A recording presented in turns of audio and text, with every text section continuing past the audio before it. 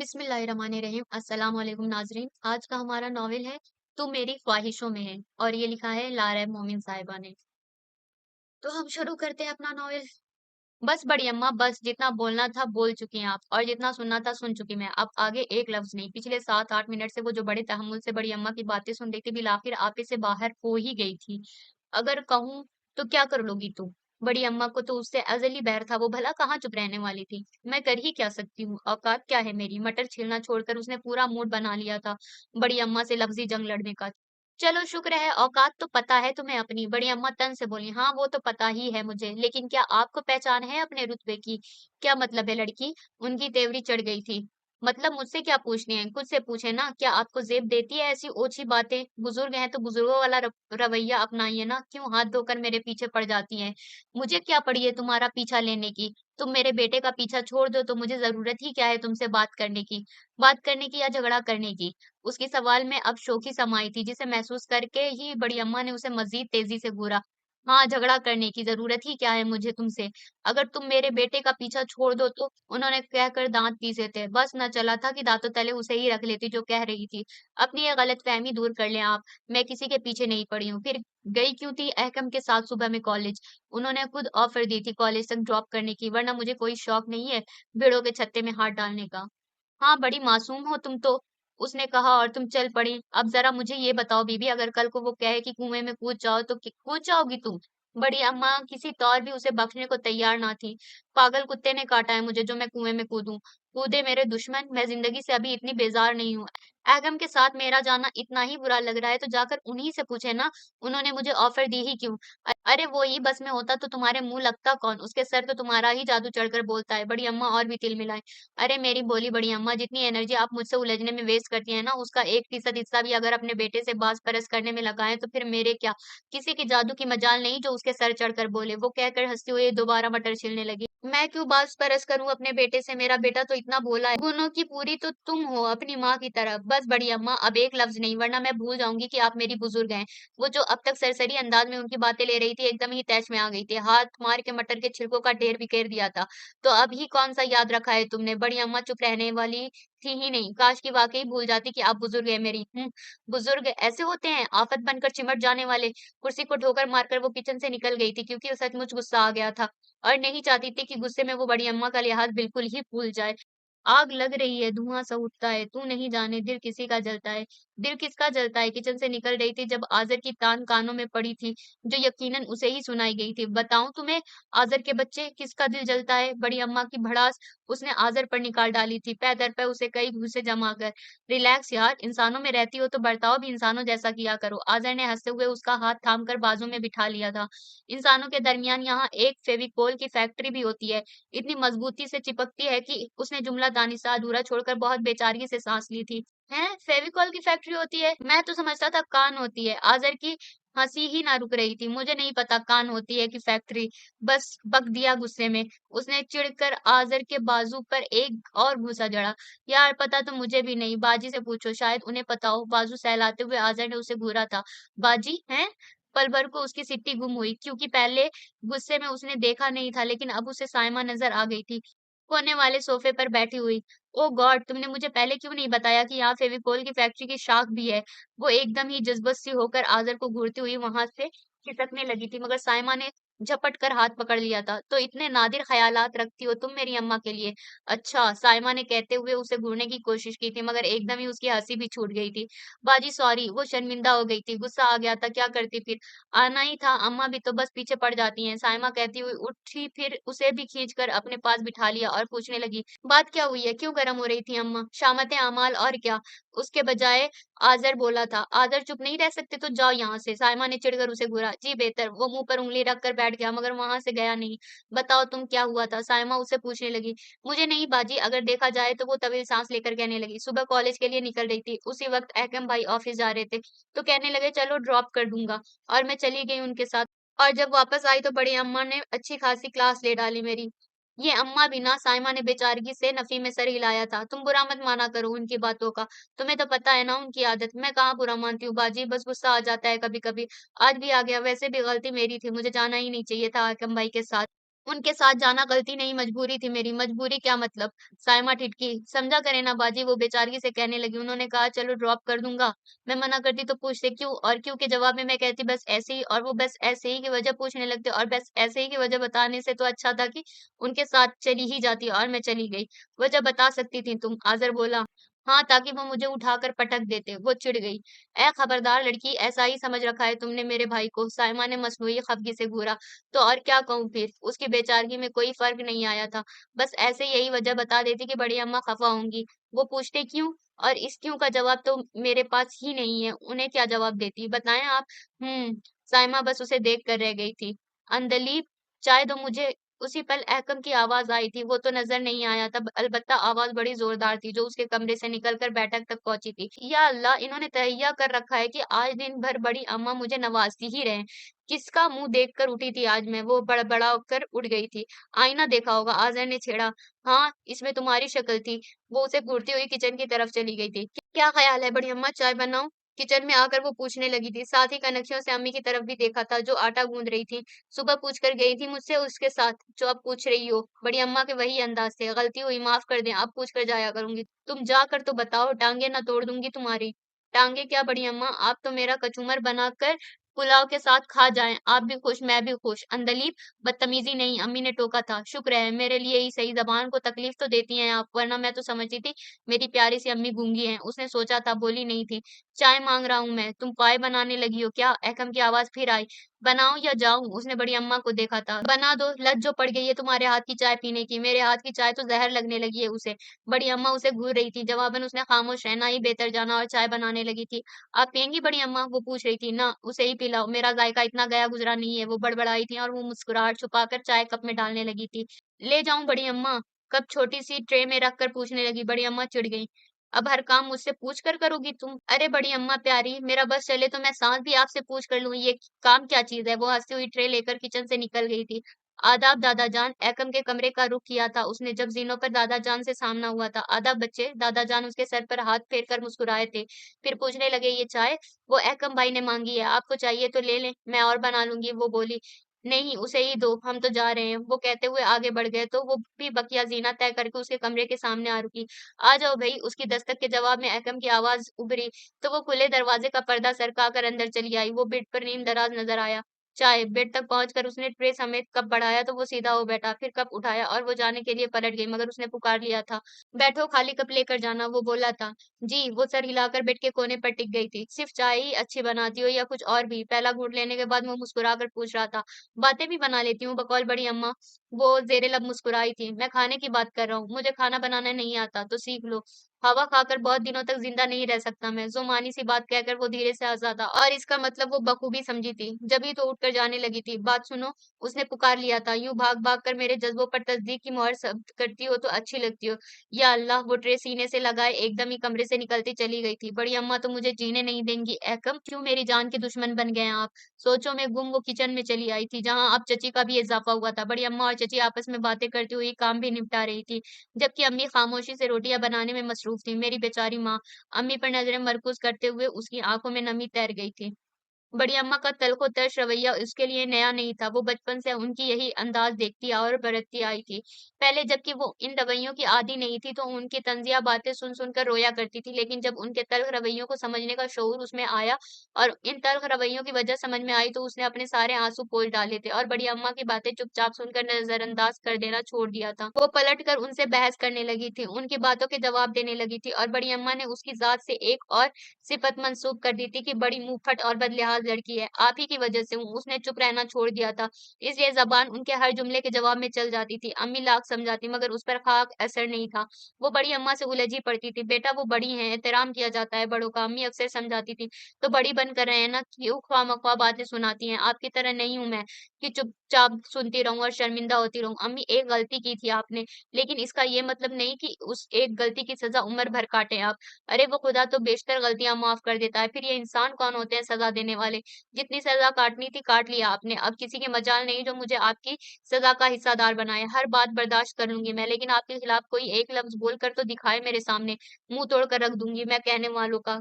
कमगोसी अम्मी के सामने वो लंबी-लंबी तकरीरें झाड़ दिया करती थी और जवाबन अम्मी चुप ही रह जाती थी, क्योंकि बखूबी जानती थी कि बहस में वो उससे जीत ही नहीं सकेंगी और जब जीत का यकीन ही नहीं था, तो बहस करने का फ़ायदा ही क्या था। लेकिन बहरहाल वो अक्सर उसे टोकती रहती थी कि कहीं वो बिल्कुल ही बदलिहाज़ ना हो जाए और ये अम्मी की रोक-टोक का ही असर था, जो वो बड़ी अम्मा की बहुत सी बातें तहम्मुल से सुन लिया करती थी। लेकिन आजकल वो खासी तपी हुई थी क्योंकि बड़ी अम्मा कुछ ज़्यादा ही पीछे पड़ गई थी और वजह थी उनके बेटे अहकम की वापसी, जो आला तालीम के लिए अमेरिका गया हुआ था और पूरे 6 बरस बाद हाल ही में वापस आया था। और बड़ी अम्मा शद्दोमत से उसके पीछे पड़ गई थी, क्योंकि अहकम ने आने के साथ अपने बहुत से काम उसके ज़िम्मे लगा दिए थे। ज़िम्मे क्या लगाए थे, बल्कि बाकायदा आवाज़ें लगा-लगा कर उसे अपने छोटे-मोटे काम कराने लगा था। अंदलीब मेरे कपड़े प्रेस कर दो, अंदलीब चाय दो यार, अंदलीब खाना गरम करो जल्दी से, बड़ी भूख लगी है। डफर लड़की, कभी-कभी मेरे कमरे की सफाई भी कर दिया करो। ये ज़रूरी नहीं कि अम्मा और बाजी ही करें ये काम। वो कहता था और वो करती थी, मगर बड़ी अम्मा को उसकी ये रविश पसंद नहीं आ रही थी, सो वो आजकल उसे बेनुक्स सुना रही थी। बेटे से तो कुछ नहीं कहती थी कि वो बड़ा मासूम था, शामत तो बस उसी की आई हुई थी, क्योंकि उन्हें यकीन था उनके बेटे पर बस उसी ने जादू कर रखा है। बेटा तो उनका बड़ा ही भोला और सीधा-साधा है और भला सीधे-साधे बेटे से वो क्यों बाज़-परस करती? जवाबदेही तो उसे करनी थी, जो बकौल उन्हीं के गुणों की पूरी थी और उसने भी जैसे ठान ली थी कि बड़ी अम्मा को ताव दिलाती रहेगी। लेकिन जो-जो दिन गुज़रने लगे थे, वो अहकम के रवैयों की संजीदगी महसूस करके उसके कामों से गुरेज़ करने लगी थी। वो जो ये समझती थी कि महज़ कज़िन होने के नाते वो अपने छोटे-मोटे काम उससे करवा लेता है, तो वक़्त गुज़रने के साथ-साथ उसे अपना ये ख़्याल बदलना पड़ा था और वो ये सोचने लगी थी कि वो महज़ उसे कज़िन नहीं समझता है। उसकी आँखें कोई और ही पैगाम देने लगी थी और जब उसने ये जान लिया, तो उससे कतराने लगी, मगर वो भी बड़ी अम्मा का ही बेटा था। किसी न किसी बहाने घेर ही लेता था और नतीजा के तौर पर उसे अपनी शामत साफ नज़र आने लगी थी कि अहकम जो दर्जा उसे दे चुका था, वो तो बड़ी अम्मा मर के भी ना देने वाली थी।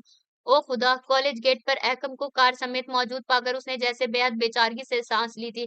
यहाँ क्यों आ गए आप? वो उसे देख चुका था, इसलिए नज़रअंदाज करके गुज़र नहीं सकती थी। गुज़र भी जाती तो वो कब पीछा छोड़ने वाला था। सो उसके करीब आकर रुकती हुई पूछने लगी थी, "ज़ाहिर है तुम्हें लेने आया हूँ।" वो मुस्कुराया था, "और कोई काम नहीं है आपको? फ्री था इसलिए आया हूँ। चलो बैठो, अब बहस मत किया करो मुझसे। अम्मा नहीं हूँ मैं कि तुम जीतोगी मुझसे।" उसने कहते हुए ज़ेरे लब मुस्कुराहट के साथ कार का फ्रंट डोर खोला था। "मैं नहीं जाऊँगी आपके साथ।" वो खड़ी ही रही। "क्यों?" उसने भवें सिकोड़कर उसे घूरा। "ज़िंदगी अज़ीज़ है फ़िलहाल, मरने का कोई इरादा नहीं है। आप जाएँ, मैं बस या टैक्सी से घर चली जाऊँगी।" "हैं? क्या मतलब?" वो समझ तो गया था, मगर अनजान बना पूछने लगा, "मतलब क्या होना है? वो बड़ी अम्मा मुझे आपके साथ देखकर गला ही दबा देंगी मेरा। इतनी ज़ालिम भी नहीं है मेरी अम्मा। चलो बैठो सीधी तरह से, वरना मैं ही गला दबा दूँगा।" वो हँसी रोक कर बोला, साथ ही बाजू थाम कर उसका रुख फ्रंट डोर की जानिब घुमा दिया था। "एकम भाई, मेरे ही पीछे क्यों पड़ गए हैं आप?" वो होंठ सिकोड़ कर फ्रंट सीट पर बैठ गई थी। "शट अप यार, भाई-भाई मत किया करो। मेरा नाम भाई के दम के बगैर भी बहुत अच्छा लगता है। समझी तुम?" वो उसे घूर कर दूसरी जानिब से आकर कार स्टार्ट करने लगा था। क्या सोचने लगी हो? बहुत से लम्हे खामोशी से गुज़र गए तो उसने टोक दिया। सोच रही हूँ बड़ी अम्मा मुझसे कौन-कौन से सवाल करेंगी और मैं कौन-कौन से जवाब दूँगी। उसने तवील साँस ली थी। ये भी खूब कही, रहोगी मेरे साथ और सोचोगी मेरी अम्मा को। वो कहकर मुस्कुराहट छुपा गया था। तो और क्या करूँ? मुझे सोचो, इतना बुरा नहीं हूँ मैं, बुरे हैं आप। जानते-बूझते क्यों काँटों पर घसीट रहे हैं? राहों में फूल बिखरे हैं अंदलीब, काँटे तो सारे चुन लिए हैं मैंने। वो कहकर धीरे से हँस दिया था। इतना मत सवार करो अम्मा के रवैयों को अपने हवासों पर कि मेरी चाहतें बेमोल होकर रह जाएँ। आप अमेरिका से वापस क्यों आए? वहीं रह जाते, शादी कर लेते, क्या जाता आपका? वो बेचारगी से बोली थी। रह जाता यार, कर लेता शादी भी, मगर तुमने आवाज़ दे दी, क्या करता फिर, आना ही पड़ा। वो फिर हँसा था, मद्दिम से हँसी। मैंने कोई आवाज़ नहीं दी थी, बस ख्वामख्वाह ही वो जज़्बज़ हुई थी। मैंने तो सुनी थी, कान बजे होंगे जनाब के। चलो तुम यही समझ लो और शराफ़त के साथ एतराफ़ कर लो कि मेरे जज़्बे एकतरफ़ा नहीं है, तुम शामिल हो इनमें। चलें मान लें, एतराफ़ कर लेती हूँ मैं, फिर क्या कर लेंगे आप? वो जो अब तक खिड़की की जानिब रुख किए बैठी थी, एकदम ही उसकी जानिब घूमी थी। करने वाले कर जाते हैं, कहते नहीं कि ये करेंगे, वो करेंगे, देख ही लोगी तुम। वैसे अच्छा लगा तुम्हारा एतराफ़। वो मुस्कुराया था। मैंने कोई एतराफ़-वेतराफ़ नहीं किया है। वो फिर खिड़की से बाहर देखने लगी थी। ना मानो तुम, यूँ भी ज़रूरी नहीं कि तुम ज़बान से कहो। तुम्हारी तो आँखें बोलती हैं, मेरी प्यारी अम्मा यूँ ही तो नहीं पीछे पड़ गई हैं तुम्हारे। अब वो शोखी से कह रहा था, हाँ, बस सारी गलती मेरी ही तो है। अम्मा का बेटा बहुत सीधा-सादा और मासूम है, वो चिढ़ी थी। वो तो है ही, तुम बताओ ना मेरे हवासों पर छाई ही क्यों? ये गलती तो तुम्हारी ही है। वो बड़े मज़े से सारा इल्ज़ाम उसके सर कर गया था। हाँ, हाथ जोड़े थे, पैर पकड़े थे ना मैंने कि मुझे देखें, मुझे सोचें, अब वो रुआँसी हो गई थी। "एहकम प्लीज़ बख्श दें आप मुझे और चैन से जीने दें। मेरा चैन लौटा दो, मैं भी बख्श दूँगा तुम्हें। मैंने क्या किया है? खुद ही तो पीछे पड़े हैं।" सब कुछ तुमने ही किया है। जब मैं यहाँ से गया था तो एकदम पिद्दी-सी थी और जब वापस आया तो क्यों इतनी हसीन, क्यों इतनी खूबसूरत लगी कि मुझे अम्मा से लफ्ज़ी जंग लड़ते देखकर मैंने तय कर लिया कि उनकी बहू तो बस तुमने ही बनना है। जैसा मिज़ाज मेरी अम्मा का है, उसे तो बस तुम ही हैंडल कर सकती हो। समझी डफ़र लड़की? जी नहीं, मुझ जैसी और भी होंगी, उनमें से ढूँढ लें, मुझे बख्श दें आप। नहीं बख्शूँगा मैं, क्या कर लोगी? अब वो गरम हो गया था। तुम्हें कितनी बार बताऊँ कि मोहब्बत है तुमसे, शादी करनी है तुमसे, कोई ज़रूरत नहीं बताने की। गाड़ी रोकें आप, मैं नहीं जाऊँगी आपके साथ। इतना डरती हो अम्मा से?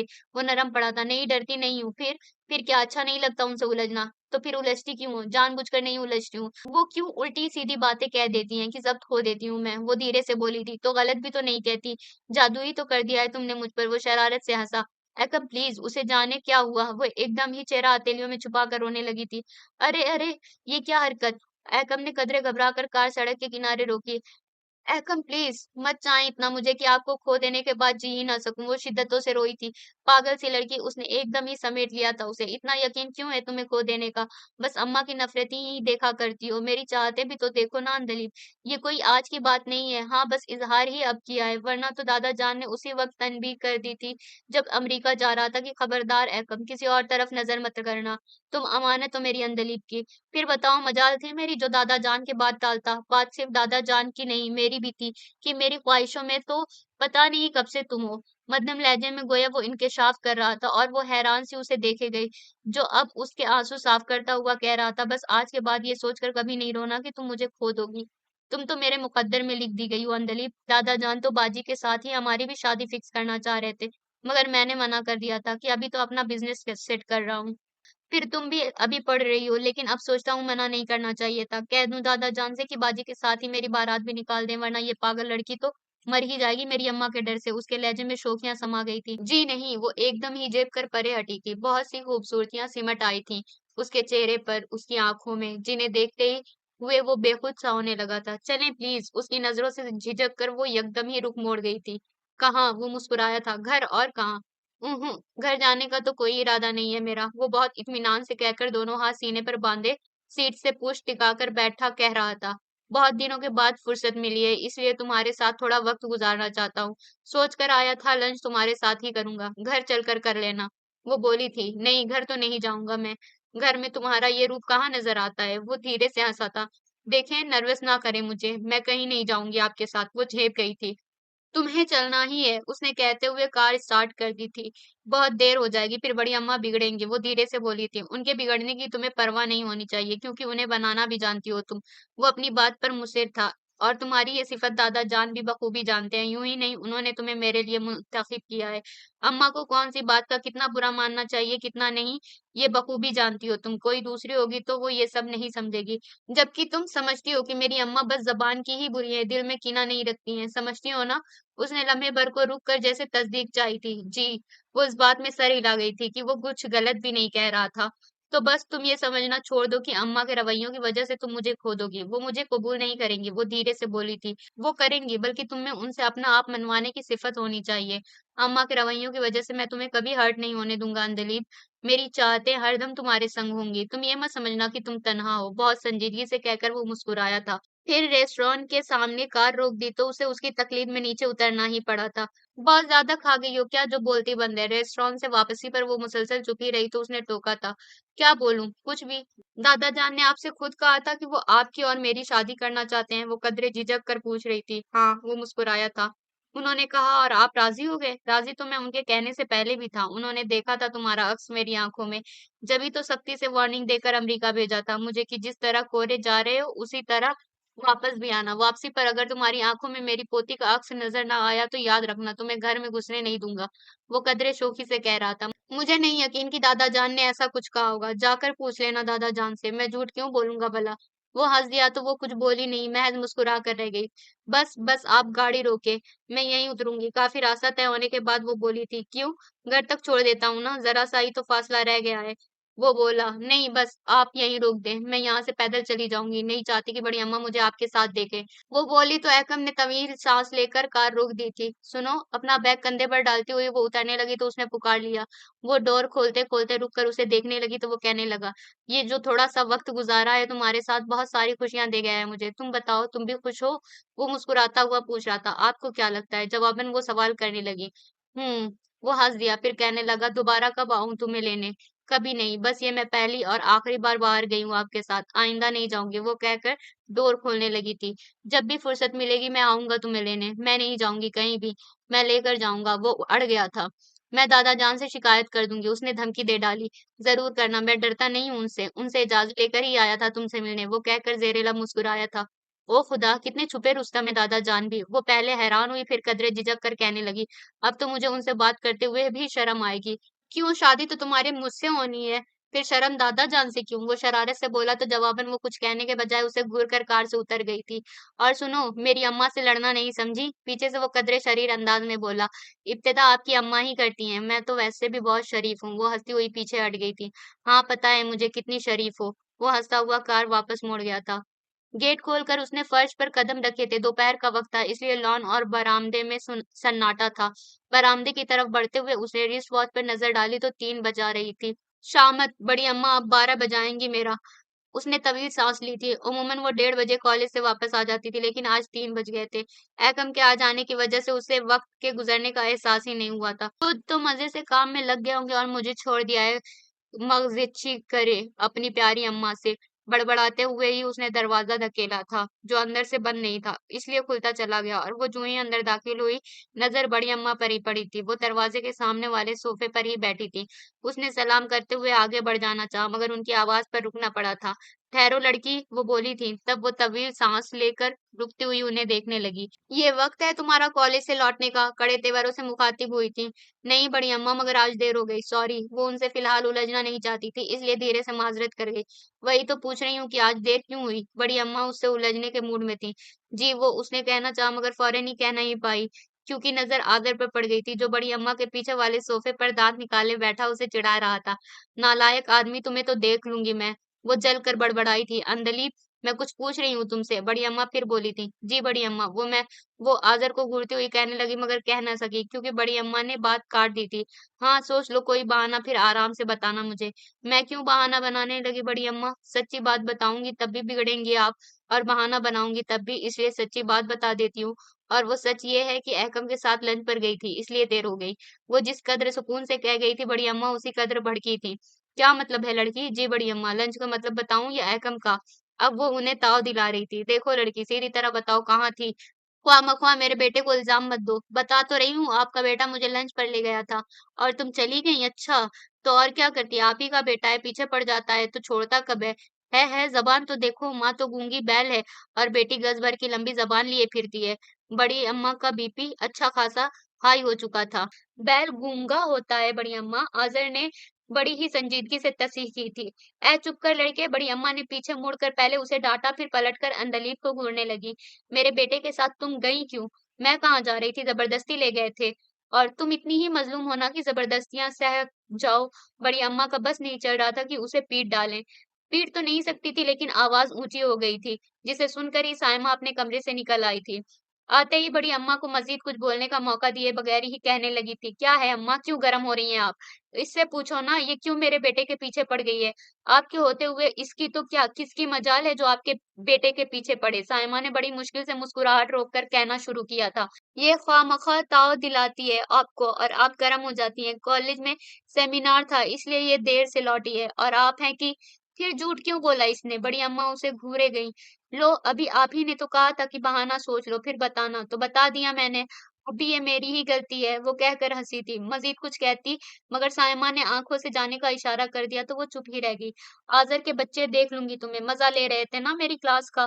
जाते जाते वो आज़र को धमकी दे गई थी। बेटा, कोई दिन लड़े बगैर भी गुजार लिया करो। और जब कमरे में आई तो अम्मी कहने लगी, आप भी मुझे ही कहिए, मैंने क्या किया बताएं? शोल्डर बैग टेबल पर डालकर वो बेड पर बैठ गई थी। क्यों उलझ रही थी भाभी से? सही बात बता नहीं सकती थी? देर से क्यों लौटी हो? अम्मी बोली। सही बात ही बताई थी। वो बोली तो अम्मी ने कदरे ठिठक कर उसे देखा था। क्या मतलब? वाकई हकीम के साथ गई थी? हाँ, उसने सर हिला दिया। मगर क्यों? अब क्यों का क्या सवाल अम्मी? वो कहने लगी, कॉलेज ऑफ हुआ तो वो मुझे गेट पर ही खड़े मिले। मैं जाना नहीं चाहती थी, मगर जाना पड़ा। पता तो है आपको कितने जिद्दी हैं। बेटा, क्यों उन राह पर कदम रख रही हो जो तुम्हें मंजिल तक नहीं ले जाएंगी? अम्मी ने जैसे बहुत दुख से लंबी सांस ली थी। जिन राहों पर कदम रख दिया है अम्मी, उनकी मंजिल तक भी पहुँच कर दिखाऊँगी मैं आपको। आप ये सोचकर दुखी ना हुआ करें कि आपकी गलती की सज़ा आपकी बेटी के हिस्से में भी आएगी। नहीं अम्मी बदल डालें ये सोच कि जितनी सज़ा काटनी थी आपने काट ली।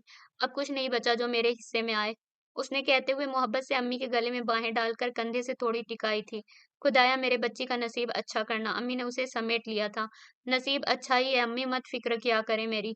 कुछ अपना भी तो ख़्याल करें, दिन-ब-दिन कमज़ोर होती जा रही हैं। वो धीरे से बोली थी। बस बेटा जी भर गया है जीने से। एक ही तमन्ना है कि तुम्हें घर-बार वाली देख लूँ तो मरूँ। पता नहीं मेरी बच्ची के नसीब में घर है भी या मेरी गलती उसका गुनाह बनकर सामने आ जाएगी। अम्मी रोने लगी थीं। अम्मी प्लीज़ मत सोचा करें ऐसी बातें और कोई ज़रूरत नहीं है रोने की। मैं तो तरस जाती हूँ आपके लबों पर मुस्कुराहट देखने को। उसने कहते हुए उनके आँसू पोंछ डाले थे। अब्बू के बाद मैंने कभी आपको हँसते नहीं देखा लेकिन अम्मी देख लेना, आपकी हँसी मैं लौटाऊँगी एक दिन इंशाअल्लाह। अब मुँह क्या देख रही हैं मेरा? आमीन कहिए ना, वो कहकर मुस्कुराई थी। आमीन, अम्मी के लबों पर भी मुस्कुराहट आ ही गई थी। हाँ, ये हुई है बात, वो कहकर हँस दी, फिर पूछने लगी, एक बात पूछूं अम्मी सच-सच बताएंगी? पूछो बेटा तुमसे छुपा ही कब है कुछ भी। अम्मी ने उसके सर पर हाथ फेरते हुए तवील सांस ली थी।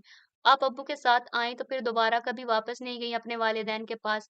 गई थी बेटा। कब? वो चौंकी थी। तुम्हारे अब्बू की डेथ के बाद। इद्दत गुजारने के कुछ दिनों के बाद गई थी मैं वहां, लेकिन वो दरवाजे मेरे लिए बंद ही थे बेटा। अम्मी का लहजा भीग गया था। नहीं जाना चाहिए था आपको, वो धीरे से बोली थी। एक मौहूम सी आस थी कि वो मुझे मुआफ कर देंगे, इसलिए चली गई थी। दूसरी वजह तुम्हारी दादी और बड़ी अम्मा का रवैया था जो मुझे वालिदैन के दर पर ले गया था। मैं नहीं चाहती थी कि कोई तुम्हें मेरी गलती का ताना दे, मेरे कसूर की सज़ा तुम्हें दे। जब तक तुम्हारे अब्बू साथ थे, मैं सबके ताने हौसले से सहती रही थी कि उनकी चाहतें ढाल बन जाया करती थी मेरी, लेकिन उनके बाद टूटने लगी थी। इसलिए वालिदैन के पास चली गई थी कि वो मुझे माफ़ कर देंगे, मगर वो बात पूरी किए बगैर ही चुप हो गई थी। दादी का रवैया ठीक नहीं था आपके साथ। वो कदरे हैरान थी। होता भी कैसे बेटे? मैंने दाखिला ही गलत तरीके से लिया था उनके घर में। वो क्यों कर खुश होती मुझसे? हालाँकि कोशिशें तो बहुत की मैंने उनका दिल जीतने की मगर जीत ना सकी। हाँ, अगर वो चंद साल और ज़िंदा रहती तो यकीनन मैं जीत लेती उन्हें। ख़ैर छोड़ो तुम क्या बातें ले बैठी हो? नहीं आप बताएँ मुझे, वो बस ज़िद हुई। दादा जान भी नाखुश थे आपसे और अब्बू से। हाँ, इब्तिदा में कुछ ख़फ़ा-ख़फ़ा से तो रहे थे मगर मैंने अपनी ख़िदमतों से जीत लिया था उन्हें। बहुत जल्द उन्होंने दिल से कबूल कर लिया था मुझे और अब्बा जान का ही दम गनीमत है जो आज भी मैं इसी घर में हूँ। वरना तो तुम्हारे अब्बू के बाद मैं बिल्कुल अकेली हो गई थी। दादा जान बहुत अच्छे हैं, है ना? वो अहकम की बातें सोचकर मुस्कुरा उठी थी। हाँ, बेहद ख़्याल रखा करो तुम भी उनका। कुछ वक़्त उनके साथ भी गुज़ारा करो, ये नहीं कि बड़ी अम्मा से ही भिड़ी रहा करो। अब अम्मी समझाने लगी थीं और जवाबन वो कुछ कहने के बजाय उनकी गोद में सर रख कर लेट गई थी। अब बताओ कहाँ की सैरें कर रही हो आजकल मेरे भाई के साथ? वो लॉन में पौधों को पानी दे रही थी जब साइमा पूछती हुई उसके पास आई थी। जी, क्या मतलब? अनजान बनते हुए उसने पाइप ज़मीन पर डाल दिया था। मुझसे अड़ोगी? अच्छा, साइमा ने ज़ोर से बाजू में चुटकी ली थी। क्या कह रही थी उस दिन अम्मा से, जब जान बचाई थी मैंने तुम्हारी? क्या कह रही थी? वो उल्टा उसी से पूछने लगी थी। साइमा ने एक साथ कई घूंसे रसीद कर दिए थे, उसकी पीठ पर ये कहते हुए कि अंधलीब की बच्ची सीधी तरह से बता दो वरना मार-मार कर वो हाल करूँगी कि खुद को पहचान ना सकोगी। आप तो यूँ पूछ रही हैं जैसे वाक़ई कुछ नहीं जानती। अब वो मुस्कुरा रही थी। नहीं जानती तभी तो पूछ रही हूँ। आपको पता है सब बगैर जाने-बूझे नहीं आ गई थीं उस रोज़ मेरे दफ़ा करने। वो महज़ मेरा अंदाज़ा था। अब तुम बताओ क्या सचमुच गई थीं ऐकम के साथ? उसने इस बात में सर हिला दिया। अच्छा क्या कहा उसने? साइमा अब शरारत से मुस्कुरा रही थी। क्या कहते? वो झेंप कर मुस्कुराई थी और साइमा ने हँसते हुए उसे खुद से लगा लिया था। कितनी प्यारी हो तुम सच्ची, मैंने तो दिलो-जान से तुम्हें अपनी भाभी मान लिया है। हालाँकि ऐकम छोटा है मुझसे, मगर मैं तुम्हें भाभी ही कहूँगी। बाजी आप भी बस। वो बेहद शर्माई थी। जब वो अमेरिका से लौटा तो उसे देखते हुए पता है मैंने क्या सोचा था? साइमा उसके रुखसार पर प्यार करके पूछ रही थी। जी क्या? यही कि मेरे इतने खूबरू भाई के लिए तो बस तुम ही बनी हो। अल्लाह का शुक्र है कि अहकम के दिल में तुम्हारी जगह बन गई, वरना तो मैंने सोच लिया था कि हर हाल में उसे तुम्हारी जानिब मुतवज्जो कराऊँगी। लेकिन मुझे कुछ करना ही नहीं पड़ा क्योंकि तुम तो शायद बहुत पहले से मेरे भाई की ख्वाहिशों में हो। साइमा ने कहते हुए फिर एक बार उसके गाल पर प्यार किया जबकि वो कहने लगी, बाजी जितनी आसानी से आप कह रही हैं, अहकम कहते हैं, क्या ये सब इतना ही आसान है? बड़ी अम्मा कबूल करेंगी मुझे? उसके लहजे में थोड़ी सी उदासी चली आई थी। अम्मा की तो तुम फिक्र ही मत करो, तुम्हारे हक में मेरे और अहकम समेत दादा जान और अब्बा जी के भी वोट होंगे, तो वो कुछ कह ही नहीं सकेंगी, उन्हें मानना ही पड़ेगा। यूं भी दादा जान की बात टालने की हिम्मत वो ना कर सकेंगी। मुझे पता है अहकम अपनी बात दादा जान से ही करेगा, अम्मा से नहीं, क्योंकि आज तक उसने जितने भी फैसले किए हैं अपनी सास से मुताल्लिक, वो सब दादा जान के जरिए ही अम्मा से मनवाए हैं। ये फैसला भी मनवा लेगा वो, तुम बेफिक्र रहो और यूं ही हंसती मुस्कुराती रहा करो। साइमा बात खत्म करके मुस्कुराई तो वो भी मुस्कुरा दी, कुछ बोली नहीं तो साइमा शरारत से पूछने लगी, वैसे ये तो बताओ कि इजहार कब किया है कम ने, किस बात का? वो भी उसकी शरारत समझकर अनजान बन गई। अच्छा जी, ये भी मैं ही बताऊं? साइमा ने मसनूई खफगी से घूरा तो वो हंसती हुई झुकी और जमीन पर पड़ा पाइप उठाकर दोबारा पौधों को पानी देने लगी थी कि उसी वक्त आजर कहता चला आया, अंदलीब, दादा जान चाय मांग रहे हैं, स्पेशली तुम्हारे हाथ की बनी हुई। वो बोला तो वो पाइप साइमा को थमाकर आगे बढ़ गई।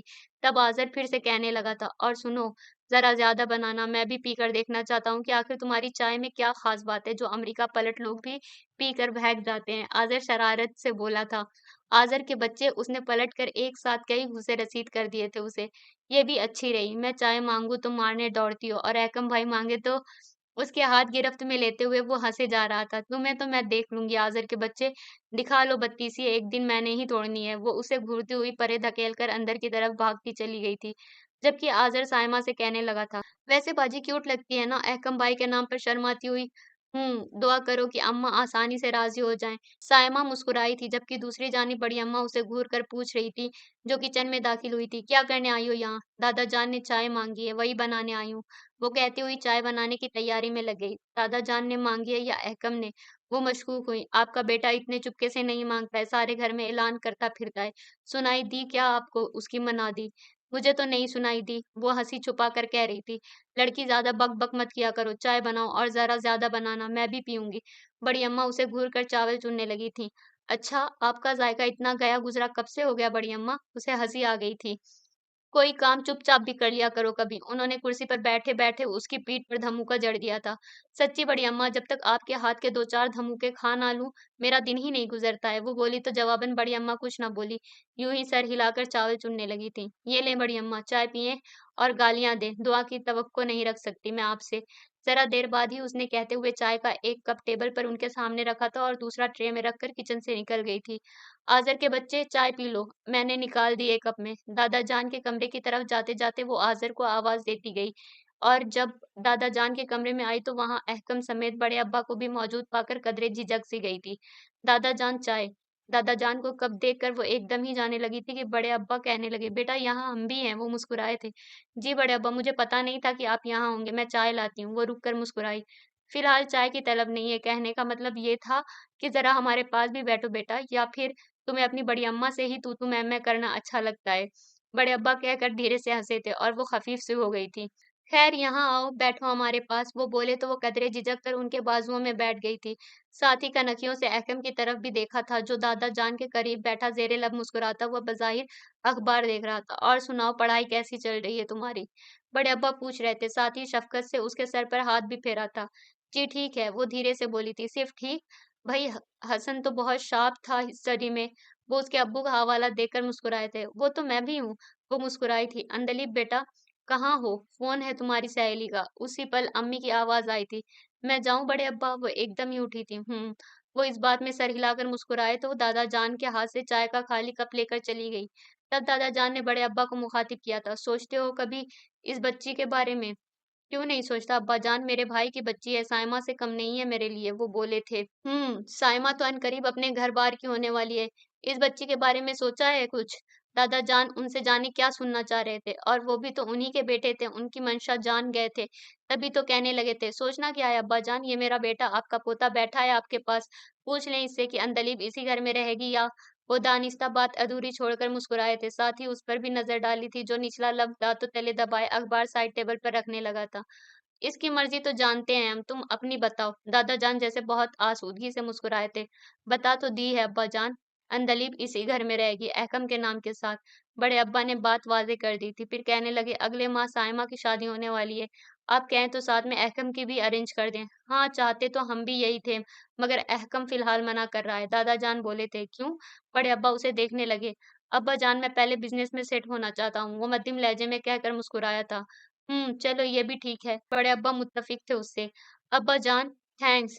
मुझे पता नहीं था कि आप भी वही सोचेंगे जो मैं सोचता हूँ। वो फिर धीरे से बोला था, भाई बेटा बाप हैं हम तुम्हारे, तुम्हारी खुशी को ही अव्वलियत देंगे ना। बड़े अब्बा हंस दिए। वैसे सच बताना, तुम दादा पोते ने सारी प्लानिंग पहले से ही कर रखी थी ना? दादा जान की प्लानिंग थी, मैंने कुछ नहीं किया था। वो साफ दामन बचा गया। बरखुरदार सब कुछ तुमने ही किया था ना। हम तुम्हारे जज्बे महसूस करते हैं, ना प्लानिंग करते और ना तुम्हें वार्निंग के साथ अमेरिका भेजते। दादा जान ने हंसते हुए उसे खुद से लगा लिया था, जिसके लबों पर बड़ी खूबसूरत सी मुस्कुराहट रकसा थी। घर में सायमा की शादी की तैयारियां शुरू हो चुकी थी और बड़ी अम्मा ने उसके जिम्मे भी कई काम लगा दिए थे, जिन्हें वो काफी खुशउस्लूबी से अंजाम दे रही थी। बेटी की शादी थी, शायद इसलिए आजकल बड़ी अम्मा का मूड काफी खुशगवार था, क्योंकि आजकल वो उसके कामों में मीन मिख नहीं निकाल रही थी और ना ही बात बेबात बिला वजह की बहसें कर रही थी। यूं वो आजकल काफी खुश थी। जब ही तो उस रोज बेहद शरारत से सायमा से कह रही थी, बाजी मुझे नहीं पता था एक आपकी शादी की वजह से बड़ी अम्मा सुधर जाएंगी। मेरा बस चले तो मैं तो रोज आपकी शादी कराऊं। वो बेहद शरारत से बोली थी और साइमा ने घूरते हुए उसे पीट डाला था। यही बात अगर मेरी अम्मा सुनेंगी तो 3 जमा 5 बराबर 8 कर डालेंगी तुम्हारा। समझी डफर लड़की? उसकी पुष्ट पर हाथ मारते हुए साइमा बेतहाशा हंस रही थी। वैसे बाजी आपके जाने के बाद मैं बहुत अकेली हो जाऊंगी, यखलख्त वो संजीदगी से कहने लगी। क्या ही अच्छा होता कि अगर आजर आजर के बजाय अजरा होता। तुम उसे अजरा ही समझ लेना भई। साइमा की रुकती हुई हंसी दोबारा शुरू हो गई थी। नहीं बाजी, सच्ची मैं बहुत अकेली हो जाऊंगी। वो उदास होने लगी थी। वो बातें जो मैं आपसे कर सकती हूँ, आज़िर से तो नहीं कर सकती ना। लाख वो बहुत अच्छा सही, लेकिन है तो लड़का ही ना। और मैं उससे ये तो नहीं पूछ सकती ना कि लैक्मे की लिपस्टिक का कौन-सा नया शेड मार्केट में आया है, या आजकल कौन-सी ड्रेस फैशन में है, या फिर ये कि शामी कबाब बनाना हो तो उसमें मसाले कौन-कौन से पड़ेंगे, या फिर ये कि बस करो डफ़र लड़की, अजीब ही हो तुम भी। पता ही नहीं लगता कि उदास कब होती हो और कब हँसने लगती हो। साइमा ने हँसते हुए ही उसकी बात काटी थी। एक पल तो लगता है कि वाक़ई उदास हो, मगर फिर अगले ही पल लगने लगता है कि बहुत खुश हो भई। तुम्हारे कुल तो समझ में नहीं आते मेरे। क्या करूँ बाजी, मजबूरी है। न सदा उदास रह सकती हूँ, न सदा खुश रह सकती हूँ। हाँ, उदास तो सदा नहीं रहना चाहिए, मगर खुश सदा रहना चाहिए तुम्हें। सायमा उसे खुद से लगाकर मुस्कुराई थी। और मेरे जाने से तुम्हारी जो मेजर प्रॉब्लम खड़ी होने वाली है, वो आज़र ना सही अहकम से डिस्कस कर लिया करना भई। पूछ लेना कि लिपस्टिक का कौन-सा शेड नया आया है, या फिर बस रहने दें आप। उनसे पूछकर शामत नहीं बुलानी मुझे अपनी। वो बात काट कर हँसी थी। क्यों शामत क्यों आएगी? बल्कि तुम्हारे तो मज़े हो जाएँगे। तुम उससे शेड के बारे में पूछोगी और वो जवाब में वो शेड तुम्हें ला कर देगा। हुई ना तुम्हारी जेब की बचत। अरे ला कर देने के बजाय मार-मार कर मेरा ही शेड बदल डालेंगे और कहेंगे यही नया शेड आया है मार्केट में। इतना ज़ालिम समझती हो मेरे भाई को? साइमा ने धम्मुका जड़ दिया था और जवाब में वो कुछ कहने जा रही थी, मगर कह ना पाई, क्योंकि उसी वक़्त बड़ी अम्मा की पुकार उभरी थी। ये अंदलीब कहाँ है? बाप रे भागो! वो फ़ौरन साइमा के कमरे से निकलकर कॉरिडोर में आ गई थी, मगर बड़ी अम्मा नजर ना आई तो वो उनके कमरे की तरफ चल दी थी। आपा, ये अंदलीब की माँ ही भाग कर आई थी ना हसन के साथ? सवाल था यह दहकता हुआ अंगारा तो उसकी समाअतों को खाकस्तर कर गया था। बड़ी अम्मा के कमरे में कदम रखने के लिए उसने एक पैर उठाया था, तो वो उठा ही रह गया था। बड़ी अम्मा की बहन, जो साइमा की शादी के सिलसिले में एक हफ्ता कब्ल ही अपनी फैमिली समेत आ गई थी, कह रही थी, अरे आपा नजर रखा करो इस लड़की पर, भरोसा क्या है किसी के साथ भाग ही जाए अपनी माँ की तरह। फिर तो तुम बैठी बस अपनी, आगे उससे सुना ही ना गया। उठा हुआ पैर जमीन पर पटक कर तैश में आकर आगे बढ़ने के लिए उसने दूसरा पैर उठाया था, मगर आगे बढ़ ना सकी थी, क्योंकि उसी पल किसी ने पीछे से दोनों कंधों पर हाथ रख दिए थे। वो चौंक कर मुड़ी थी। वो अहकम था जो नफी में सर हिलाकर कह रहा था, नहीं कोई हंगामा नहीं करोगी तुम, आओ। कहने के साथ ही वो उसे बाजू से थाम कर अपने कमरे में ले आया। क्यों? क्यों ना करूं मैं हंगामा? क्यों जोड़ा जाता है मुझे मेरी माँ की खता से? वो आपे से बाहर हो रही थी। यही दस्तूर है दुनिया का, वालिदैन की खता औलाद से भी मंसूब की जाती है। इस दस्तूर की तो ऐसी की तैसी करके रख दूंगी मैं। क्या सोच कर बोली वो आपकी खाला ऐसा? उन्होंने जो भी सोचा हो, तुम उनके मुंह लगकर खुद को हल्का मत करो, समझी? वो डांटने लगा था। और वो जो हल्केपन का सबूत दे रही है, वो नहीं कहिएगा उस पर कुछ असर न था। वो उनका ज़र्फ है, तुम अपना ज़र्फ बड़ा रखो। हाँ, मैं ही करूँ सब कुछ। वो जो हाँ, सब कुछ तुम ही करोगी, समझी? वो उसके शानों पर हाथ रखकर कहने लगा था। और सब कुछ तुम इसलिए करोगी कि इसके चाहते तुम्हारे संग है, जिसके साथ तुमने उम्र गुजारनी है, और तुम्हारे लिए बस यही काफ़ी होना चाहिए। दुनिया जो चाहे कहे, ज़रूरी नहीं कि तुम सुनो और सुनकर भड़को। बस तुम ये देखो कि वो तो तुम्हारा अपना है ना, जिसे तुम चाहती हो। बहुत ही खूबसूरतियाँ सिमट आई थीं उसकी आँखों में, जिन्हें महसूस करके ही वो एकदम ही रुख मोड़ गई थी। मैं तो नहीं चाहती किसी को, वो कहकर मुस्कुराहट छुपा गई थी। खैर ना चाहो, मैं तो चाहता हूँ ना तुम्हें, काफ़ी है यही। वो हँस दिया, फिर संजीदगी से बोला था, "वैसे एक बात बहुत अच्छी है तुम में कि पहले की तरह अब हर्ट नहीं होती हो।" पहले की तरह? वो ठिठकी थी। "हाँ, पहले अम्मा की किसी-किसी बात पर छुप-छुप कर रोया करती थी तुम।" अब वो मुस्कुरा रहा था। "हाँ, रोती थी मगर फिर मैंने सोचा कब तक रोती रहूँगी, फ़ायदा ही क्या था रोने का। बस फिर मैंने रोना छोड़ दिया और इंशाअल्लाह दोबारा कभी नहीं रोऊँगी क्योंकि मैं तुम्हारे साथ हूँ। आपके साथ होने का यकीन है एकम, इसीलिए तो डट गई हूँ, वरना तो बड़ी अम्मा का रवैया तो ऐसा है कि अगर संजीदगी से ले लूँ तो रो-रो कर ही मर जाऊँगी।" वो धीरे से बोली थी, "और मेरे साथ होने का यकीन हमेशा तुम्हारे साथ रहेगा।" वो बोला तो जवाबन वो ज़ेरे लब आमीन कहकर दरवाज़े की तरफ बढ़ गई थी। "और सुनो," उसने पुकार लिया तो वो रुक कर मुड़ी। तब वो कहने लगा, "खाला से मत उलझना, अम्मा की कार्बन कॉपी है, समझ रही हो ना?" जी, वो सर हिलाकर बाहर निकल गई तो उसे बड़ी अम्मा की पुकार याद आई जो उन्होंने काफ़ी देर पहले दी थी और जिसे सुनकर ही उसने उनके कमरे का रुख किया था।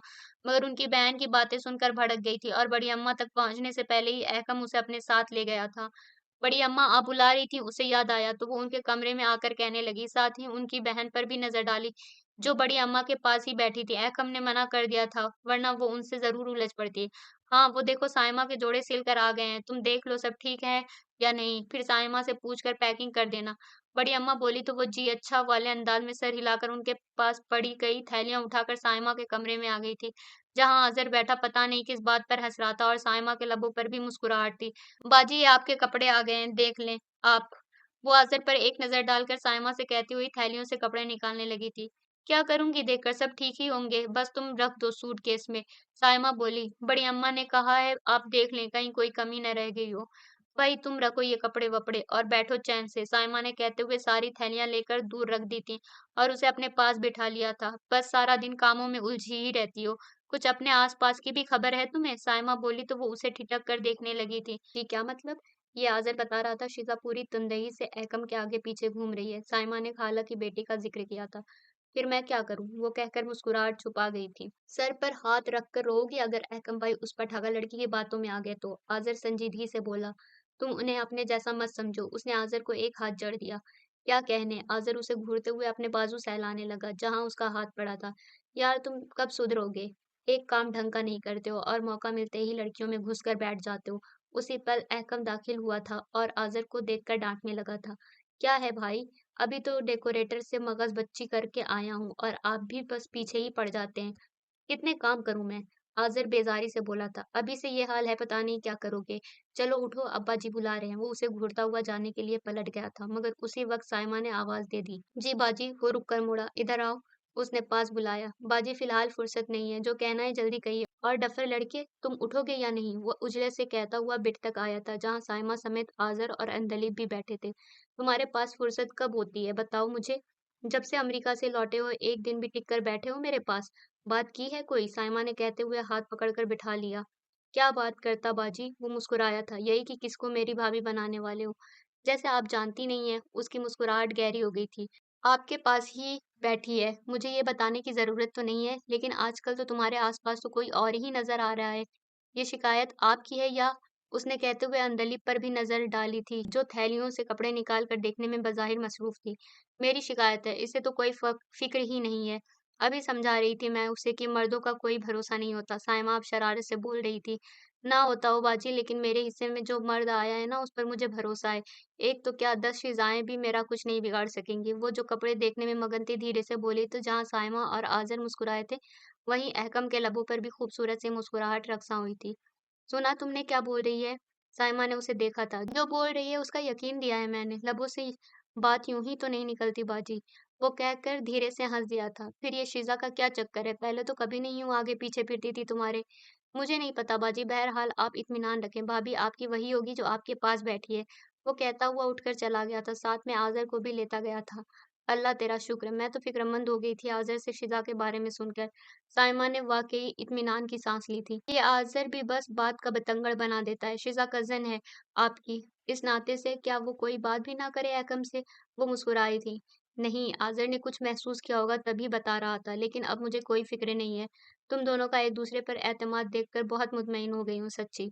साइमा ने कहते हुए उसे खुद से लगा दिया था। साइमा की शादी के ठीक 3 माह बाद दादा जान ने अपने दोनों बेटों और तीनों बहुओं को स्टडी रूम में बुलाया था और वो सब जान गए थे कि यकीनन कोई अहम फैसला सुनाने वाले हैं। अहकम और अंदलीब बेटा, तुम दोनों भी आओ। दादा जान ने ये कहकर उन दोनों को भी मीटिंग में शामिल कर लिया था।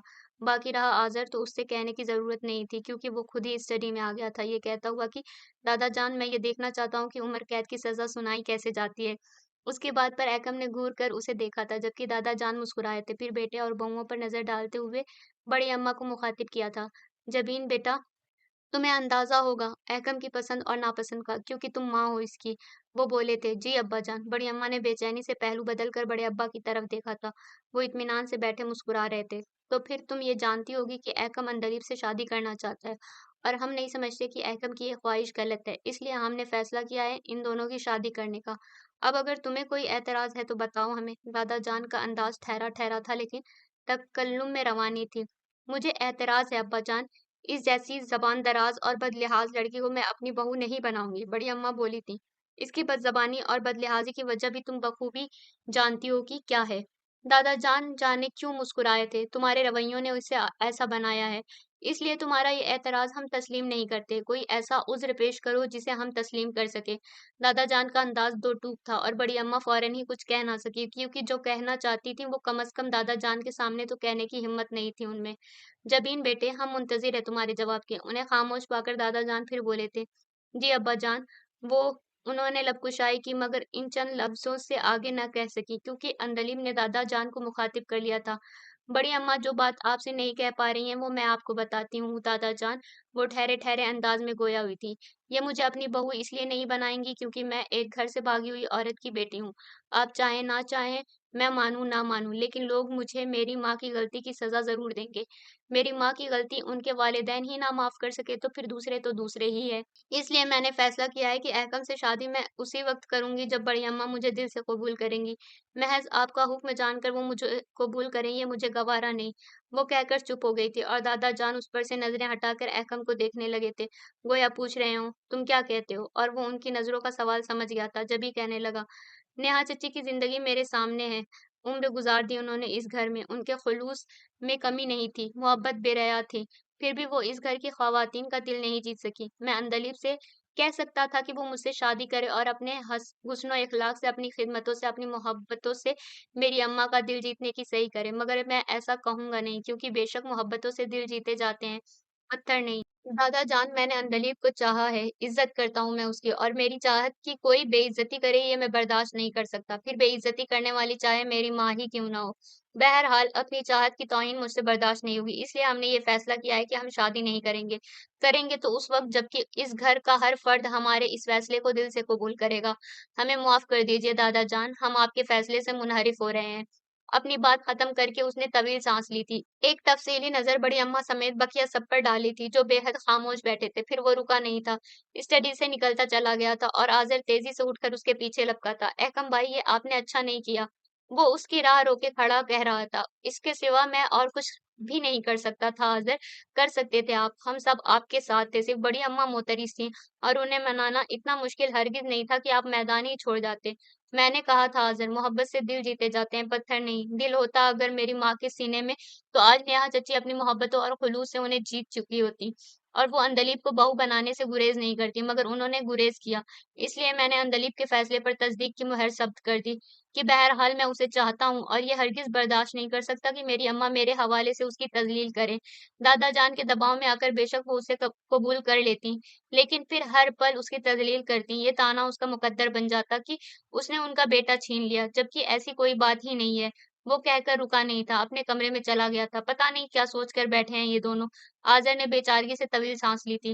अम्मा जान, चाय दें? सुबह-सुबह ही वो कहता हुआ किचन में दाखिल हुआ था और छोटी-सी डाइनिंग टेबल की एक कुर्सी खींचकर बैठ गया था, और बड़ी अम्मा वाज़ेह तौर पर ठिठकी थीं, क्योंकि काफ़ी अरसा बाद उसने उनसे कुछ माँगा था, वरना तो जब से अमेरिका से लौटा था अपने हर काम के लिए अंदलीब को ही आवाज़ देता रहा था। मगर आज उनसे कह रहा था, "चाय दें अम्मा जान?" दोबारा कहकर रिस्ट-वॉच पर नज़र डालकर वो साथ लाया हुआ अखबार खोल कर देखने लगा था। बड़ी अम्मा उससे तो कुछ ना बोलीं, अलबत्ता अंदलीब से कहने लगीं, जो चूल्हे के पास खड़ी अपने नाश्ते के लिए ऑमलेट बनाने में मगन थी, चाय बनाओ अंजलि, बड़ी अम्मा ने कहा था लेकिन वो अनसुनी कर गई थी। फ्राई पैन से ऑमलेट प्लेट में मुंतकिल किया था और हॉट पॉट से पराठा निकालकर वहीं खड़े खड़े खाने लगी थी। लड़की कुछ कहा है मैंने तुमसे? उसकी बेनियाजी पर बड़ी अम्मा चिड़ी थी। सुना मैंने, जरूरी नहीं कि मानू भी। चाय आपसे मांगी गई है, आप ही बनाए। निवाला हल्क से उतार कर उसने पानी का घूंट भरा था। क्यों? कल तक तो दौड़ दौड़ कर काम करती रही थी मेरे बेटे का, आज क्या हुआ? कल की बात छोड़ दें आप, आज की बात करें। और आज की बात यह है कि बकौल आप ही के मैंने आपके बेटे का पीछा छोड़ दिया है। बड़ी अम्मा के घूरने का उस पर कोई असर न था। अपनी बात कहकर वो खाने में लग गई थी। अम्मा चाय देंगी या मैं जाऊं? दफतन वो बोला था। कह तो रही हूँ बना दे, सुनती क्यों नहीं है ये? बड़ी अम्मा उसे ही घूरे गई। वो क्यों बनाएगी? मांगी मैंने आपसे है। आप नहीं बना सकती हैं तो कह दें, जरूरी नहीं कि मैं चाय पीकर ही ऑफिस जाऊं। अखबार हटाकर कहता हुआ वो उठ गया था। क्यों नहीं बनाएगी ये? बताओ मुझे। बड़ी अम्मा गर्म हो गई। अम्मा, कल एक फैसला सुनाया था हम दोनों ने आपको। आप इसे मजाक ना समझे। हम एक दूसरे से दस्तबरदार हो चुके हैं, इसलिए अपने कामों के लिए मैं अब अंदलीब पर मुनहसर नहीं रहूंगा और ना ही ये मेरे काम करना अपना फर्ज समझेगी। कहकर वो रुका नहीं था और बड़ी अम्मा हैरत से मुंह खोले उसे जाता देखती रह गई थी। अंदलीब यार, चाय देना मुझे। उसी पल आज़र कहता हुआ दाखिल हुआ था। आज़र सॉरी, मैं लेट हो रही हूँ। चाय बनाने लगी तो फर्स्ट लेक्चर मिस हो जाएगा। वो कहती हुई सिंक में हाथ धोने के बाद तौलिए से पोंछती हुई चली गई थी। फिर बड़ी अम्मा भी वहां रुकी नहीं थी, हॉल में आ गई थी, जहां बड़े अब्बा को एकम से ये पूछते सुना कि ऑफिस जा रहे हो। वो जीनों से उतर कर आगे बढ़ा था। जब अखबार बीने में मसरूफ बड़े अब्बा ने उसे मुखातिब किया था। जी। वो लम्हा भर को रुका था। अभी अंदलीब भी निकली है कॉलेज के लिए, उसे छोड़ते हुए जाना ऑफिस, वो बोले थे। रास्ते अलग हो चुके हैं अब्बाजान, फिर साथ चलने का मतलब। वो कहता हुआ चला गया था और बड़ी अम्मा ने ग्लास वॉल से बाहर दूर तक नजर डाली थी। गेट के पास अंदलीब नजर आई थी। फिर अगले ही पल एकम की गाड़ी नजर आई जो खुले गेट से गुजर गई थी। जबकि अंदलीब ने पैदल ही गेट पार किया था। वो उसे अपने साथ नहीं ले गया था। ये लड़का आखिर चाहता क्या है? वो तवील सांस लेकर बड़े अब्बा के पास बैठ गई थी। कल उसका फैसला सुन चुकी हैं आप, फिर भी ये सवाल बाकी है। बड़े अब्बा ने कहते हुए अखबार गोद में रख लिया था। सिर्फ बात नहीं कही थी उसने, वो वाकई अंदलीब से दस्तबरदार हो चुका है। आपको पता है आपका बेटा जिद का कितना पक्का है। फैसला कर लिया था उसने अंदलीब से शादी करने का, और वो उस पर अमल भी करता अगर वो बच्ची खुद ही पीछे ना हट गई होती तो। जो हुआ आपके हक में तो बेहतर ही हुआ ना। दिल तो उसका टूटा है, आपका तो सलामत है। आप अपनी बहू तलाश करें और हमारा क्या है? हमने तो इस बच्ची को भी कबूल कर लिया था, अब उसे भी कबूल कर लेंगे जिसके साथ आप हमारे बेटे का नाम जोड़ेंगी। हाँ, आप मुझे ही सुनाएंगे। माँ हूँ उसकी, इतना भी हक नहीं रखती कि अपनी पसंद के लड़के से शादी करूं? बड़ी अम्मा गर्म हो गई थी। हमने क्या सुनाया? खुशी की नवेद तो दे रहे हैं, खुश हो जाएं। आपके बेटे ने सारे हुकूक दे दिए हैं आपको, अब आप इस्तेमाल करें हुकूक और खुश रख कर दिखाएं अपने बेटे को। हम मान लेंगे कि वाकई आप उसकी माँ हैं। बड़े अब्बा का लहजा काफी तल्ख हो चुका था। क्या मतलब है आपका? वो और भी भड़की। अपनी जिद छोड़ देंगी तो मतलब भी समझ जाएंगी, वो कहते हुए उठकर चले गए थे। वो ऑफिस से लौटा था जब हॉल में उसे अंदलीब और आज़र के साथ साइमा भी बैठी नजर आई थी। तब वो अपने कमरे की तरफ जाने का इरादा मुलतवी करके उसी तरफ चला आया जहां दोनों बैठे बातें कर रही थी। अस्सलाम वालेकुम बाजी, कब आई? वो सलाम करके पूछता हुआ साइमा के बाजू में ही बैठ गया था। तुम्हारे ऑफिस चले जाने के बाद। सलाम का जवाब देकर साइमा बोली थी। और समी भाई नहीं आए आपके साथ? वो पूछने लगा।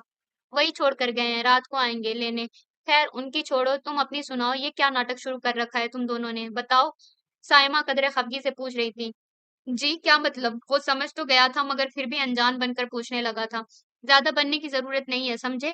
साइमा ने चिढ़कर उसके कंधे पर हाथ मारा था। ये तो गूंगे का गुड़ खाकर बैठी है। मगर मैं आदर से सब सुन चुकी हूँ और दादा जान से कंफर्म भी कर चुकी हूँ। बताओ मुझे, क्या तुक थी तुम दोनों को ऐसा फैसला करने की? ये फैसला इसने किया, इसी से पूछे। मैंने तो सिर्फ साथ दिया है। एकम ने कहकर उस पर नजर डाली थी जो चुपचाप बैठी कालाई में पड़ी वाहिद चूड़ी घुमाने में मसरूफ थी। ये तो है ही डफर। जरूरी था कि तुम साथ देते इसका? जरूरी था बाजी, इसके सिवा दूसरी कोई राह नहीं थी हमारे सामने।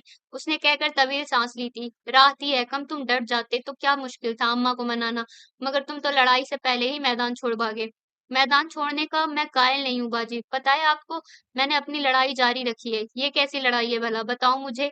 एक दूसरे से दूर होने का फैसला करके कहते हो कि लड़ाई जारी है? अच्छा, आप नहीं समझेंगी। वो मुस्कुराया था। हाँ, अक्ल कहाँ है मेरे पास। वो तो तुम दोनों पर ही खत्म हो गई। साइमा खूब तपी थी। बाजी एक दिन के लिए तो आई हैं, अच्छी अच्छी बातें करें। लड़ना जरूरी है क्या? हुनूर मुस्कुरा रहा था। हाँ जरूरी है। तुम ये मत समझना कि इस लड़की के सिवा मैं किसी और को अपनी भाभी की हैसियत में कबूल करूंगी। नहीं, जीना आराम कर दूंगी उसका। समझे तुम? हाँ समझ गया। अब आप भी समझ जाएं। ये यकीन कर लें कि आपकी भाभी यही डफर लड़की बनेगी। कैसे यकीन कर लूं? बताओ, दोनों तो मुकर बैठे हो अपनी बात से। साइमा का गुस्सा ही कम ना हो रहा था। कितना खुश थी मैं तुम दोनों की एक दूसरे के लिए चाहते और बेपनाह एतमाद देखकर। क्या पता था कि ये दिखावा है, महज बातें हैं। देखो जरा कैसे मुतमईन से बैठे बातें बघार रहे हैं, दोनों एक दूसरे को खो देने का फैसला करके। हमने खोया नहीं है बाजी, हमारी मोहब्बत, हमारा एतमाद आज भी हमारे साथ है। जीत हमारी होगी इस लड़ाई में, आप यकीन रखें। फिक्र करके खुद को हलकान ना करें, वो कहकर धीरे से हंसा था। हम क्यों चले इस राह पर जिस राह पर सभी चले, क्यों न चुने वो रास्ता जिस पर नहीं कोई चला। अरे चुप कर आजर के बच्चे, क्या तुक है इस बेवक्त की रागिनी की? सायमा ने अपनी चिड़चिड़ाहट आजर पर उतारी। बर वक्त की रागिनी है बाजी, समझे ना? वो राह चुनी है दोनों ने जिस पर कोई नहीं चला। आजर ने हंस कर कहा था। हाँ, जग से निराले हैं ना दोनों। साइमा ने एक साथ दोनों को घूरा था जो मुस्कुरा रहे थे, और उनकी मुस्कुराहटों ने ही जैसे उसे इत्मीनान दिलाया था। जभी तो पूछने लगी थी, ऐकम सच्ची बताना, ये डफर लड़की ही मेरी भाभी बनेगी ना?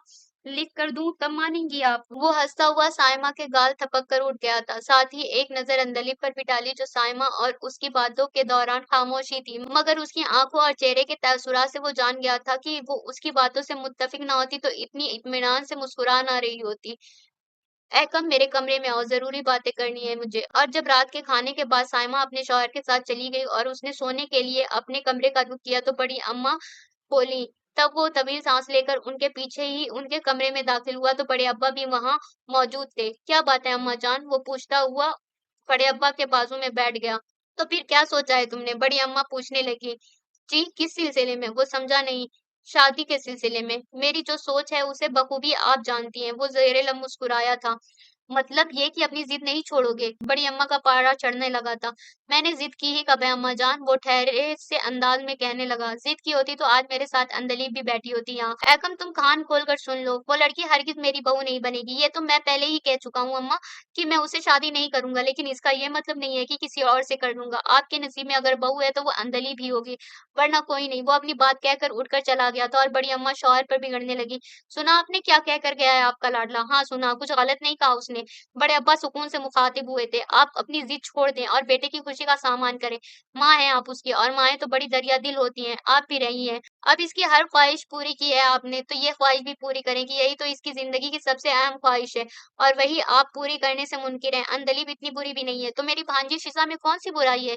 बताएं ना आप। बड़ी अम्मा टस से मस होने को तैयार ना थी। हम नहीं जानते क्या बुराई भलाई है, हमारी जो मर्जी थी हमने बता दी, अब आगे आप और आपका बेटा जाने। बड़े अब्बा चिढ़ गए थे। हाँ, सिर्फ मेरा बेटा है ना, वो जहेज में लेकर आई थी ना मैं। हाँ, आपके रवैये से तो ऐसा ही लगता है कि वो आपका बेटा नहीं है, आपके जहेज में आया हुआ कोई सामान ही है, जिसे जहां मर्जी चाहे आप उठा कर रख देंगी। बेटा समझती तो अब तक उसकी खुशियों का सामान कर चुकी होती, मगर नहीं, आपको तो अपनी खुशी या फिर जिद ज्यादा अजीज है। और बस आज के बाद आप इस मौजू पर मुझसे कोई बात मत कीजिएगा। जो भी करना हो, जो भी कहना हो, अपने बेटे से कहें और करें। बड़े अब्बा उमूमन भड़कते नहीं थे, लेकिन आज भड़क गए थे, और नतीजतन बड़ी अम्मा की बोलती बंद हो चुकी थी। बेटा माफ कर देना मुझे कि मेरी वजह से बहुत दुख मिले हैं तुम्हें। वो जनरल बनाने में मुनहमिक थी जब अम्मी अचानक बोली। क्या मतलब है अम्मी? वो जनरल बन करके एकदम ही उनकी जानिब घूम गई थी। कौन से दुखों की बात कर रही हैं आप? बताएं मुझे, कौन से दुख मिले हैं आपकी वजह से? दुख ही दुख तो दिए हैं बेटा मैंने तुम्हें। जब से बाशऊर हुई हो मेरी गलती का ताना सुनती हो, और अब मेरी वजह से ही अपनी चाहत से दस्तबरदार हो चुकी हो। और अपनी चाहत खो देना आसान बात तो नहीं है बेटा। अम्मी रोने लगी थी। अम्मी जान नहीं प्लीज। वो कुर्सी से उठ के पास आ बैठी थी। बड़ी मोहब्बत से उन्हें समेटा। मत सोचें इस तरह, कोई दुख नहीं मिला आपकी वजह से। मैंने तो बस आपके दुख शेयर किए हैं अम्मी, बेटी हूँ मैं आपकी।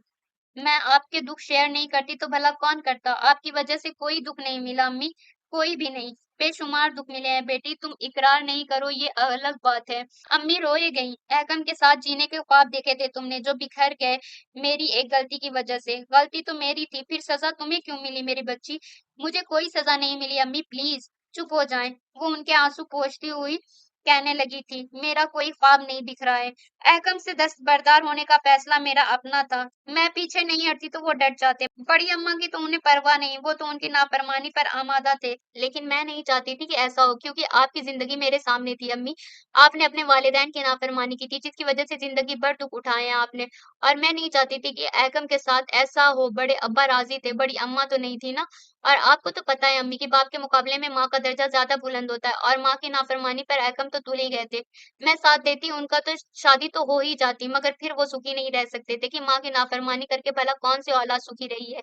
जबकि मैं चाहती हूँ वो सुखी रहें, इसलिए तो पीछे हट गए और कह दिया उनसे कि अगर बड़ी अम्मा खुलूस दिल से मुझे अपनाएँगी तो मैं शादी करूँगी उनसे, वरना नहीं। अम्मी जी, ये फैसला मेरा अपना है, मेरी अपनी सोचों की देन है, जिस पर मुझे कोई दुःख, कोई मलाल नहीं है कि भले मैं ऐकम को ना पा सकूँ, लेकिन ये इत्मीनान तो बहरहाल ज़रूर है मेरे पास कि मेरी वजह से वो अपनी माँ की नाफ़रमानी करके जन्नत से महरूम नहीं हुए। आप प्लीज़ ये कतई ना सोचें कि आपकी गलती की वजह से मैंने ये फ़ैसला किया है। नहीं अम्मी, बस आपकी गलती से एक सबक सीखा है और इस पर अमल किया है। दूसरी कोई बात नहीं है। ये सारी बातें आपसे कह गई इसलिए कि आप माँ हैं मेरी। दादा जान या किसी और से ये सब नहीं कह सकती थी मैं। इसलिए अपने इनकार की दूसरी वजह बतानी पड़ी और ऐकम से भी मैंने यही कहकर इनकार किया था कि शादी के बाद मैं उनकी माँ का हतक आमेज़ रवैया बर्दाश्त नहीं कर सकूँगी। उनकी माँ इज़्ज़त के साथ मुझे कबूल करेंगी तभी मैं उनसे शादी करूँगी, वरना नहीं। अपनी तवील बात ख़त्म करके वो चुप हो गई थी। और वो तुम्हारी बात मान गया? अम्मी ने धीरे से पूछा था। हाँ, मानते कैसे नहीं अम्मी जान, चाहते जो हैं। वो मुस्कुरा दी। बहुत चाहता है ना तुम्हें? हाँ, इतना कि माँ की नाफ़रमानी पर तुल गए हैं। अल्लाह का शुक्र है कि मैं उन्हें बाज़ रख सकी, वरना तो उम्र भर दिल में एक फाँस चुभती रहती कि मेरी वज़ह से वो अपनी जन्नत से महरूम हुए। उसने कहकर तवील साँस ली थी और जवाबन अम्मी कुछ कहने के बजाय उसे देखे गईं और बड़ी अम्मा जो कमरे की खिड़की के पास खड़ी थी, बहुत बोझल कदमों से वापस पलट गई थी। वो आई थी अपने बेटे के रवैयों को लेकर उस लड़की से लड़ने, मगर लड़ने के बजाय उसकी बातें सुनकर चुपचाप वापस पलट गई थी कि अब उनके पास कोई जवाज़ ही नहीं था उस लड़की से लड़ने का, जो उनके बेटे को उसकी जन्नत सौंप कर खुद किनारा-कश हो चुकी थी। यार एक बात बताना, वो बैठी टीवी देख रही थी जब आज़र पूछता हुआ उसके बाजू में आ बैठा था। क्या? वो टीवी ऑफ करके उसे देखने लगी। उसकी मौजूदगी में टीवी देखते रहने का तो सवाल ही नहीं था, क्योंकि जानती थी आज़र की ज़बान 1 सेकंड के लिए भी नहीं रुकती थी। और वो 2 काम एक साथ नहीं कर सकती थी। एक तो आज़र की बात सुनना, दूसरा टीवी देखना। सो आज़र की बात सुनने के लिए उसने टीवी ऑफ कर दिया। "चलने दो यार, ऑफ क्यों कर दिया?" आज़र बोला। "ऑल इंडिया रेडियो ऑन हो गया है ना, इसलिए।" वो कहकर मुस्कुराई थी। "ख़ैर अब इतना भी नहीं बोलता हूँ मैं, रात में सोता हूँ तो बंद होता हूँ।" वो ढिठाई से हँस रहा था। वही तो मैं हैरान होती हूँ कि आखिर सोते में बंद कैसे हो जाते हो? वैसे बड़ी अम्मा के बारे में क्या ख़्याल है? वो शरीर हुआ। "देखते रहिए आज तक सबसे तेज़। तुम अपनी कहो, कुछ कहने आए थे?" वो कहकर हँसी थी। हाँ, ये कहना चाह रहा था यार, इस घर में मेरी अम्मा भी रहती हैं। उन्होंने कभी तुमसे कुछ कहा? कोई बात सुनाई? नहीं ना? फिर बड़ी अम्मा ही क्यों पीछे पड़ जाती हैं तुम्हारे? बताओ। ठहरो उनसे पूछ कर बताती हूँ। वो उसे घूर कर बोली तो वो कहने लगा, अब इसमें बुरा मानने वाली क्या बात है? है क्यों नहीं?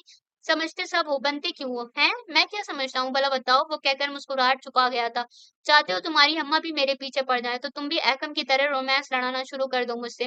फिर देखो तुम्हारी अम्मा कैसे मुझसे नाते-का-बंदी करती हैं मेरा। वो सचमुच चिढ़ गई थी और आज़र की हँसी छूट गई थी।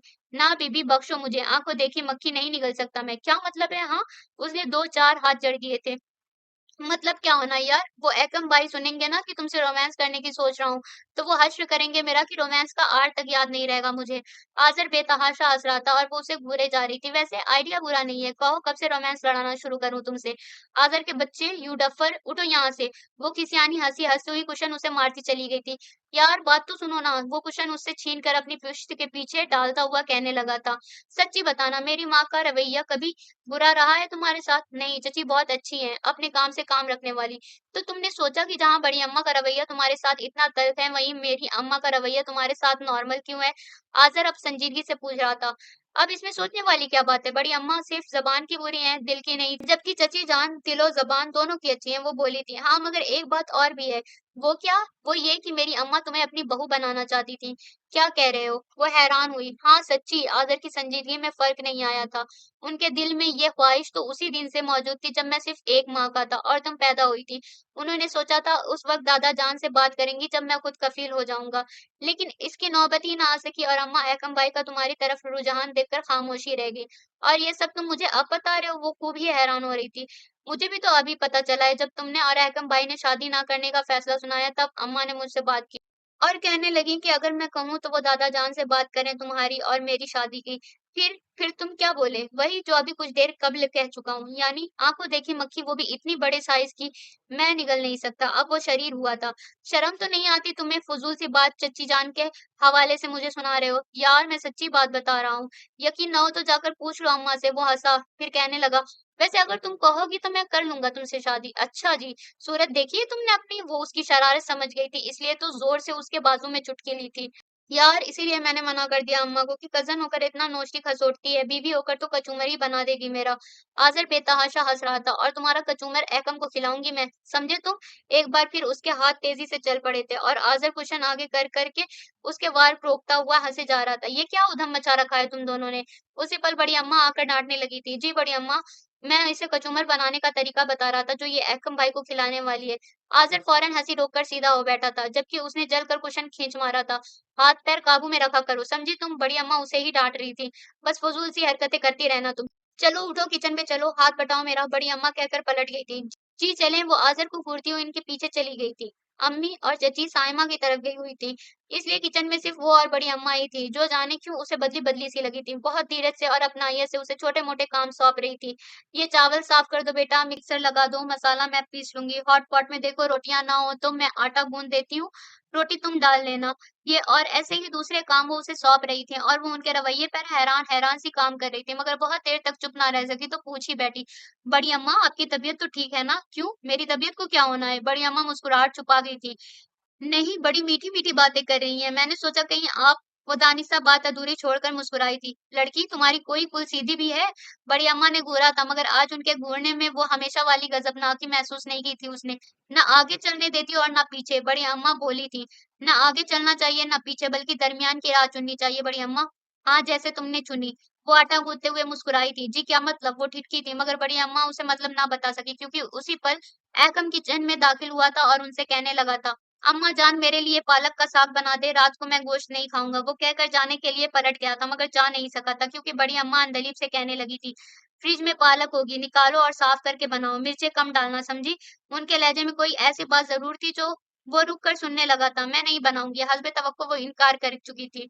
क्यों नहीं बनाओगी? हाँ, बड़ी अम्मा उठकर आटे से सने हाथ धोने लगी थी। आपके बेटे की फरमाइश है, आप ही पूरी करें, मैं क्यों करूं? और मेरा बेटा कुछ नहीं लगता है तुम्हारा? वो उसे घूरने लगी थी। लगता था किसी जमाने में, अब नहीं। लड़की, जरूरी नहीं कि तुम्हारी जबान हमेशा चले ही चले, सीधी तरह से सब्जी बनाओ, समझी? अब वो डांट रही थी। मैं नहीं बनाऊंगी, उसका वही जवाब था। अच्छा, इसी तरह मेरे बेटे के हर काम से इनकार करके तुम उसे भूखा ही मार दोगी। शादी नहीं हुई है तो ये हाल है, शादी हो जाएगी तो पता नहीं क्या करोगी। होटलों की राह दिखाओ कि क्या मेरे बच्चे को? बड़ी अम्मा जेरे लब मुस्कुराहट के साथ कह रही थी, और हैरत ने उसे ही नहीं अहकम को भी स्टैचू कर दिया था। अब आंखें फाड़े क्या देख रही हो? चलो निकालो सब्जी और जल्दी से बनाओ, पता भी है मेरा बेटा कितना कच्चा है भूखा। बड़ी अम्मा लब ही हिले थे, वो अपनी जगह से जुम्बिश ना कर सकी थी कि हैरानी इस कदर थी। अम्मा मेरी जान, थैंक यू सो मच। उससे पहले अहकम का सत्ता टूटा था, और अपना और बड़ी अम्मा का दरमियानी फासला एक ही जज्ब में तय करते हुए उसने बड़ी अम्मा के गिर्द बाजू लपेटकर उनके कंधे पर थोड़ी टिकाते हुए बहुत खुशी से मुस्कुराया था। चलो हटो परे, कोई जरूरत नहीं है अब ये प्यार जताने की, बड़ी अम्मा ने मोहब्बत से झिड़का था। तुम ये मत समझना कि तुम्हारी जिद के आगे हारी हूँ, नहीं, इस बच्ची के ज़र्फ ने शिकस्त दी है मुझे। खास ही है ये, यूं ही नहीं तुम बाप और बेटा दुश्मन हुए थे मेरे। ऐगम को परे धकेलते हुए बड़ी अम्मा ने उसे अपनी जानिब खींच लिया था, जिसकी आंखें जाने क्यों नम हो गई थी। थैंक्स बड़ी अम्मा, थैंक यू सो मच। उनके गले से लगकर वो शिद्दतों से रोई थी। तुम्हारी तो जीत हुई है बेटा, फिर रोना कैसा? वो मोहब्बतों से उसकी पीठ सहला रही थी, उसके आंसू पोंछ रही थी। छीन लेने की सारी सलाहियतें थी तुम में, तुमने फिर भी मेरा बेटा मुझे लौटा दिया। फिर बताओ मैं तुम्हें क्यों खोती? तुम्हारे सिवा दूसरी कोई मिल ही नहीं सकती थी मुझे मेरे बेटे के लिए। हाँ, बस जरूर अफसोस है इस बात का कि मैंने तुम्हें जरा देर से पहचाना। देर कहाँ हुई है अम्मा जान, वक्त की डोर तो अब भी हमारे ही हाथों में है। वो कहकर मुस्कुराया था। लड़के तुम तो बात ही ना करो मुझसे, और इतना ये समझो कि ये बच्ची तुम्हारा इंतखाब है। नहीं, ये मेरा इंतखाब है, और मेरी बहू बनेगी। बड़ी अम्मा ने उन्हें फिर से डांट दिया था। चलें आप ही का इंतखाब सही, मैं गुज़ारा कर लूँगा। वो हँसे जा रहा था। अब बड़ी बदतमीज़ी दिखा रहे हो। उस वक़्त तो एक लफ्ज़ भी नहीं फूटा था मुँह से जब इनकारी थी मैं। एक लफ्ज़ की क्या बात करती हैं अम्मा जान, मैंने तो पूरी तकरीर झाड़ी थी। उसने कहते हुए उसे देखा था जो बड़ी अम्मा के कंधे से पेशानी टिकाए खड़ी हुनूस सिसक रही थी। अब इसे चुप कराएँ ना, मुझे डाँटने के लिए तो उम्र पड़ी है, डाँटती रहिएगा, वो बोला था। अंजलि बेटा खुश नहीं हो? बड़ी अम्मा ने बड़ी मोहब्बत से उसका सर उठाया था। इतनी बदतमीज़ियाँ की हैं मैंने आपसे, बड़ी अम्मा, फिर भी आपने मुझे अपना लिया, वो धीरे से बोली थी। दिल तो मैंने भी तुम्हारा बहुत दुखाया है बेटा, चलो बस करो, ये गुज़री बातें हैं, दोहराने का क्या फ़ायदा? हमें तो आने वाले कल की बातें करनी है बेटा, उन्होंने कहते हुए उसके आंसू पोंछकर पेशानी चूमी थी। हाँ, ये मेरे ही घर का किचन है या मैं कहीं और आ गया हूँ? उसी वक्त आज़र के शरीर से आवाज उभरी थी, अब तू आया है मुझे ताव दिलाने, अच्छा। बड़ी अम्मा उसे मारने लगी थी और आज़र ने हंसते हुए उनके हाथ पकड़ लिए थे। थैंक्स बड़ी अम्मा, मेरी इतनी प्यारी सहेली को मेरी भाभी बनाने के लिए। वो हंसी रोककर बोला था, अच्छा तो सहेलियां बनाते फिरते हो, तुम्हारा बंदोबस्त भी करना ही पड़ेगा। बड़ी अम्मा ने हाथ छुड़ाकर धमूका जड़ दिया था उसे। शुक्र करें कि सहेलिया ही बनाता हूँ, कान खींचे अपने बेटे के जो महबूबा बनाता फिरता है। आज़र बहुत शौकी से बोला था। ओ डफ़र! एकम गुस्सा तान कर उसकी जानिब बढ़ा था, मगर वो कहाँ हाथ आने वाला था। ये कहता हुआ भाग गया कि मैं बाजी को खुशखबरी सुनाने जा रहा हूँ कि मेरी सहेली ही उनकी भाभी बनेगी। वो तो चला गया और एकम बड़ी अम्मा के कंधों पर हाथ रखता हुआ कहने लगा, थैंक्स अम्मा जान, मुझे मेरी ज़िंदगी लौटा दी आपने। लौटानी ही थी बेटा, इस बच्चे ने दिल में घर ही इस अंदाज से किया कि मेरे इनकार की सारी राहें मुस्तरद हो गई। बड़ी अम्मा ने उसके सर पर हाथ फेरा था, साथ ही उसे भी खुद से लगा लिया था जो पास ही खड़ी थी।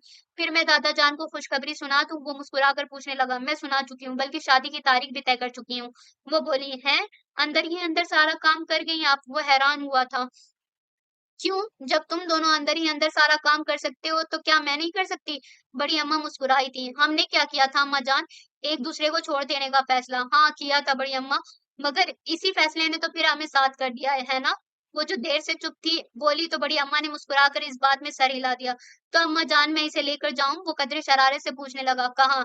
बड़ी अम्मा ठिठकी। कहीं भी, पता है आपको इतने दिनों से इस डब्बल लड़की ने एक बात भी नहीं की है मुझसे। अब मैं इससे ढेरों बातें करना चाह रहा हूँ। कहिए ना ले जाऊँ? वो कहकर लब भींचकर मुस्कुराहट छुपा गया था। नहीं बड़ी अम्मा प्लीज़, मैं कहीं नहीं जाऊँगी। बड़ी अम्मा से पहले वो बोल पड़ी थी। सुना तुमने? ये कहीं नहीं जाएगी। बड़ी अम्मा उससे कहने लगी और रही बात ढंग से बात करने की तो तुम जाओ अब यहाँ से। जा रहा हूँ मगर सुन ले मेरे लिए साग अब यही बनाएगी, आप नहीं। वो हँसता हुआ चला गया था और बड़ी अम्मा ने मुस्कुराते हुए उसे देखा था, जो फ्रिज से पालक की सब्ज़ी निकाल रही थी। अल्लाह तेरा शुक्र जो तूने मेरे बेटे के नसीब में ये बच्ची लिख दी और मुझे तौफ़ीक दी इसे अपनाने की। उन्होंने सोचकर बहुत आसूदा सी सांस ली कि अब वो उनके बेटे ही की नहीं, उनकी ख्वाहिशों में भी थी। खत्म शुद्ध।